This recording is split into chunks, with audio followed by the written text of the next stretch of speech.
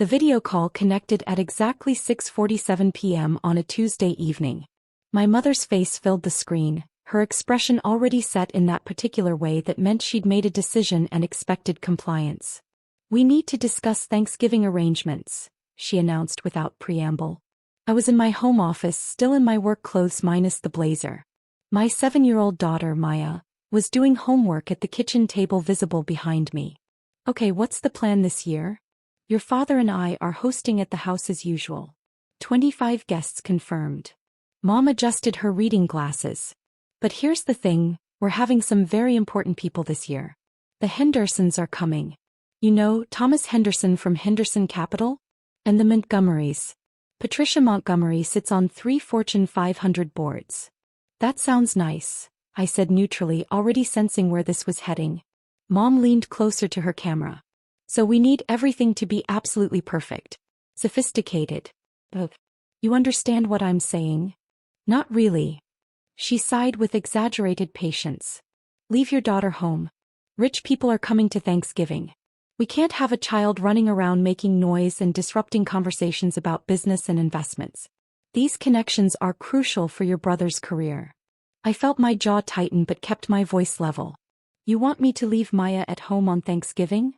"Exactly. I knew you'd understand. Maybe get a babysitter? Or that friend of yours. The single one, maybe she's not doing anything." Mom waved her hand dismissively. "The point is, this dinner is for networking. Very high-level people. A 7-year-old doesn't fit the atmosphere we're creating." Through the screen I could see my father nodding in the background. My brother Marcus appeared behind Mom's shoulder. "It's really for the best, sis. These are serious people. Last thing we need is kid drama." "Everyone agrees this makes the most sense," Mom continued. "Your sister already arranged care for her boys. She understands how important this is." I glanced back at Maya, bent over her math workbook, completely unaware that her grandmother was uninviting her from a family holiday. Something cold settled in my chest. "Okay," I said simply. Mom blinked, clearly having expected more resistance. Oh, good. "I'm glad you're being reasonable about this. Dinner's at 3 o'clock sharp. Dress code is cocktail attire. And please try to contribute to the conversations. Thomas Henderson is very interested in emerging markets. I'll see what I can do." "Perfect. I'll send you the menu tomorrow. We're doing a 12-course progression." She smiled brightly. "This is going to be such an elegant affair. Exactly the kind of impression we want to make." The call ended. I sat very still for a long moment, then got up and joined Maya at the kitchen table. "Was that Grandma?" she asked without looking up from her homework. "Yeah, baby. Are we going to their house for Thanksgiving?" I smoothed her hair back. "How would you feel about having our own special Thanksgiving this year? Just you and me. We could do whatever you want." Maya's eyes lit up. "Really?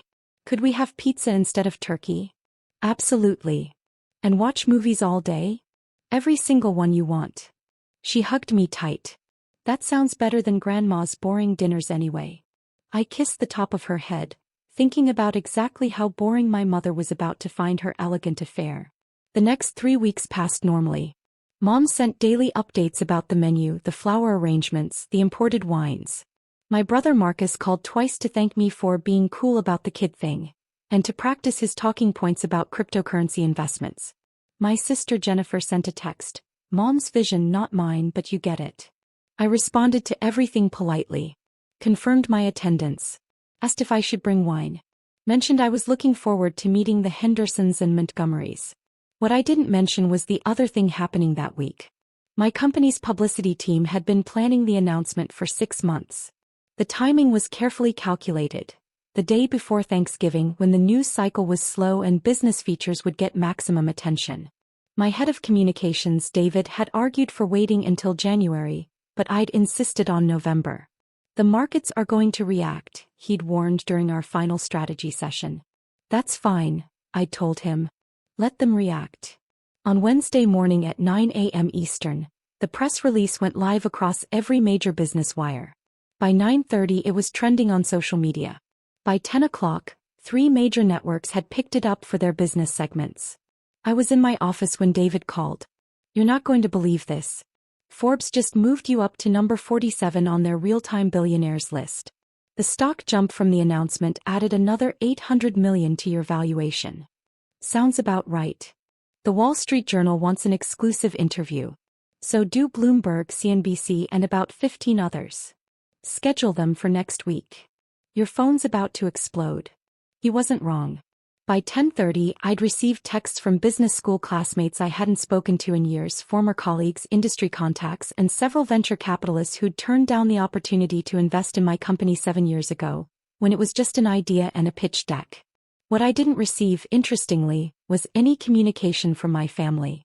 At 11 o'clock, my assistant knocked on my office door. "Your mother's calling." 4th time.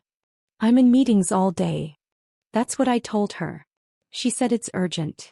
Everything's urgent to my mother. I'll call her tomorrow. By noon, the story had evolved beyond just the business pages.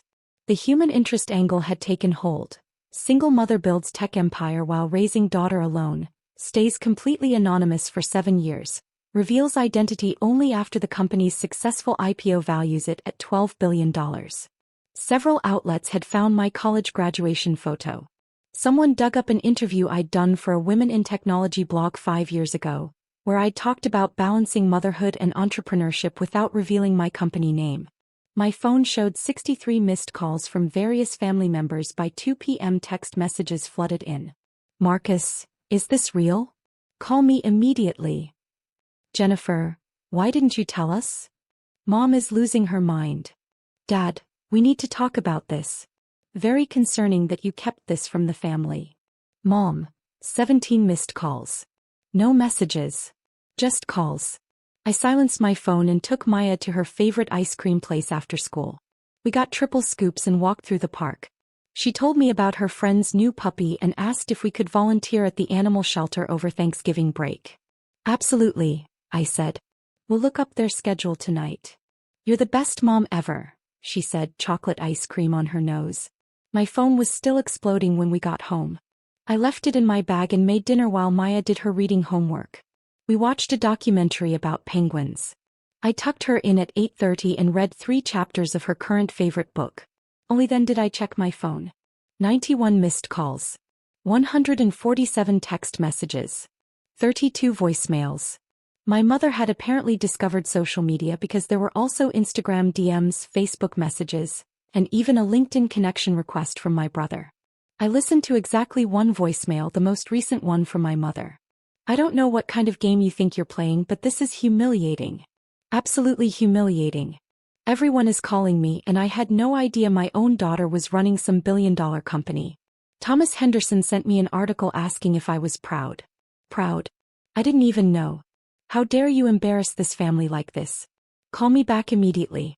We need to do damage control before Thanksgiving." I deleted it and went to bed. Thanksgiving morning arrived clear and cold. Maya and I slept in until 9, then made pancakes with chocolate chips and strawberries. She wanted to watch the parade, so we curled up on the couch under blankets while cartoon floats drifted across the screen.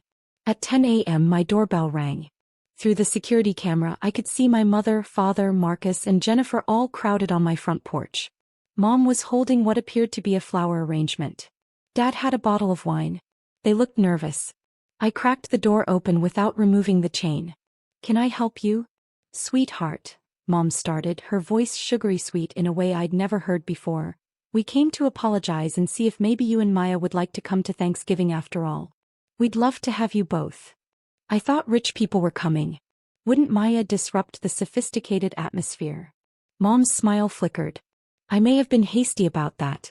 Obviously we want our granddaughter there. It's a family holiday. What about the Hendersons and Montgomerys? Won't they mind a child running around?" "Actually," Marcus interjected, "Thomas Henderson called this morning. He asked specifically if you were coming to dinner. Apparently he's been trying to get a meeting with you for months through proper channels." "And Patricia Montgomery," Jennifer added quickly, "sent Mom a message saying how excited she was to potentially meet you. She mentioned something about a board position." I looked at my mother. Her carefully applied makeup couldn't quite hide the desperation in her eyes. The flower arrangement trembled slightly in her hands. "The thing is," I said conversationally, "Maya and I already have plans. We're doing pizza and movies. Then we're going to volunteer at the animal shelter tomorrow. It's going to be a really special mother-daughter day. But the dinner, Mom started. The dinner you uninvited my daughter from because she wasn't impressive enough for your rich friends? That dinner. Silence. Here's what's interesting, I continued. You've known me for 34 years. You raised me. And somehow you never noticed that I was building something. You never asked about my work beyond whether it paid enough. You never wondered why I traveled so much or took calls at odd hours or spent every spare minute on my laptop. You never told us, Dad protested. You never asked. But that's not even the point. I crouched down to eye level with my mother. The point is that you looked at your only granddaughter and decided she wasn't good enough to be included in your celebration. Not because of anything she did. Just because she's 7 and might be inconvenient. We made a mistake, Mom whispered. Yes, you did. And now you're here because I'm suddenly useful. Because Thomas Henderson wants to meet me. Because having a billionaire daughter makes you look good at your fancy dinner party. Marcus cleared his throat. It's not just that. It's exactly that. If the news hadn't broken yesterday, you'd all be at your elegant 12-course meal right now, and Maya would be with a babysitter and you'd feel perfectly fine about it. Jennifer's eyes were wet. We're sorry. Really sorry. I believe you're sorry you got caught being shallow. I believe you're sorry you're embarrassed. I don't believe you're sorry about what you did to Maya. So you're not coming? Mom's voice cracked. No. We're not coming. Not this year. Not until you understand that Maya is worth 1,000 Thomas Hendersons, and I'm your daughter whether I'm a billionaire or broke. I started to close the door then paused. Oh, and Mom? You should probably know. Thomas Henderson is one of my investors. He owns about 4% of my company.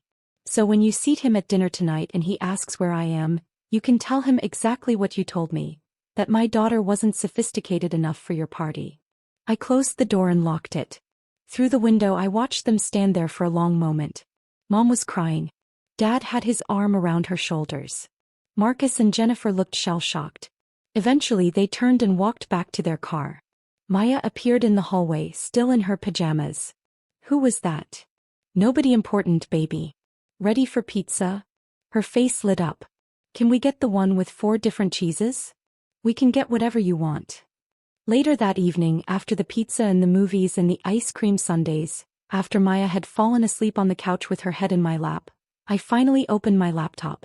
The news coverage had continued all day. My company's stock had jumped another 6%. 3 more interview requests waited in my inbox. And there, buried among the business inquiries, was an email from Thomas Henderson. Heard you skipped your family's Thanksgiving. Can't say I blame you after hearing the story. My grandkids and I are having pizza and watching movies too. The sophisticated dinner parties are overrated anyway. Call me next week if you want to grab coffee and talk about that board position Patricia mentioned. No pressure. Happy Thanksgiving. I smiled and closed the laptop. Outside, the first snow of the season had started to fall. Maya stirred in her sleep and I pulled the blanket higher around her shoulders. My phone buzzed one more time. A text from Jennifer. For what it's worth, I think you're an amazing mom. And I'm sorry we made you feel like you had to choose. I typed back. I didn't have to choose. The choice was always obvious. Then I turned off my phone and watched the snow fall, my daughter sleeping peacefully beside me, surrounded by pizza boxes and the gentle glow of paused movie credits. In the morning we'd go to the animal shelter. Maybe we'd foster a dog. Maybe we'd start a new tradition, one where everyone was welcome regardless of their age or their net worth or their usefulness at networking dinners. But tonight we were exactly where we needed to be. Together. Which was worth more than all the sophisticated Thanksgiving dinners and billion-dollar valuations in the world. Some people measure success in stock prices and board positions.